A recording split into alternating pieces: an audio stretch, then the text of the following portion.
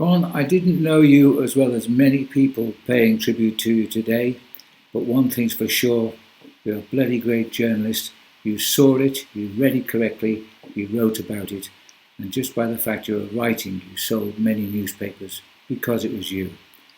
I'm so saddened that by today, of course, it's inevitable for all of us that we will meet again, and when we do, we'll have a beer together and we'll talk about old times. Rest in peace, and my kindest regards to Lee too. Today we're talking to Ron Reid. Ron Reid, another great Australian. He's a legend in the world of sports journalism. He has been with the Herald Sun for something short of 50 years, not much short.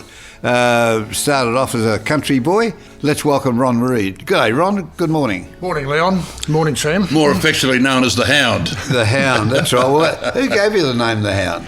Well, look, it's lost in the mists of time, but I think Percy Jones had a bit to do with it, the old Carlton footballer. Yeah.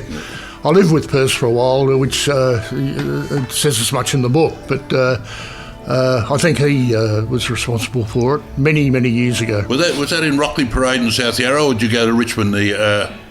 No, we were in Toorak. We were in Toorak at one stage until we got kicked out of there. Well, you got kicked out of a few places there, and I didn't want to raise them, but of all your interviews, Dennis Lee was difficult, but you had this love-hate thing with Shane Warne. You always said Shane Warne was your greatest interview and the guy you wanted to be with most, and yet you had a love-hate relationship. You had difficult times with Shane Warne. He didn't get along all that well with the media in general for quite a while.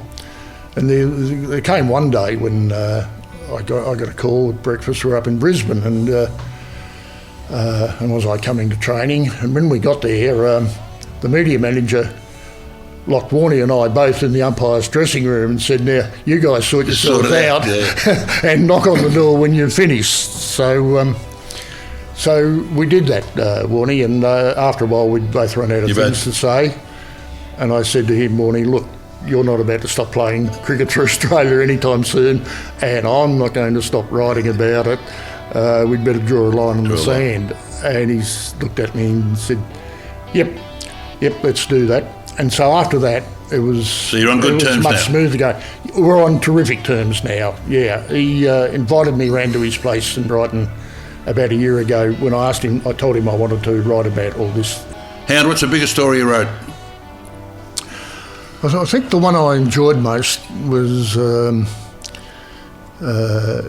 revealing that Alex Jesaulenko had found a brother that he never knew he had. Which is in the book, by the way. It is. War Games.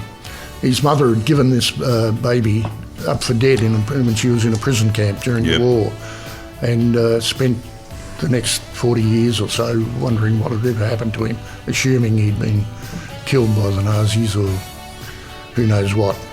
Anyway, the guy surfaced, and Alex was a very emotional reunion. Had a big reunion, I remember. Yeah. Hang on, you've acquired a great love for cycling. You know, you covered Melbourne and Warrnambool, which is a big affair, and then also, I think, 6 or 7 Tour de France. Where'd that all emanate from?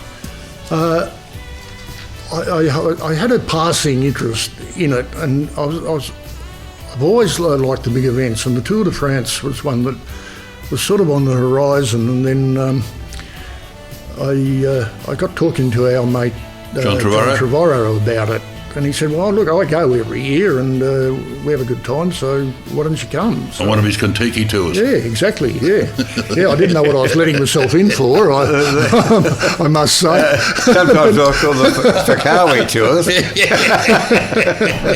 No, we haven't got a reservation here. Oh, yeah, for Trevorrow for 5? No, sir. That's next month.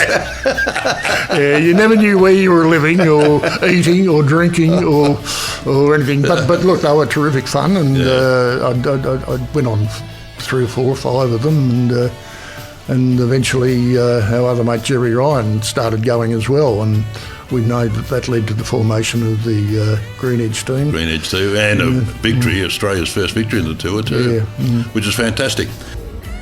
Firstly, condolences to Ron's family. He was a great journalist, but also a great guy.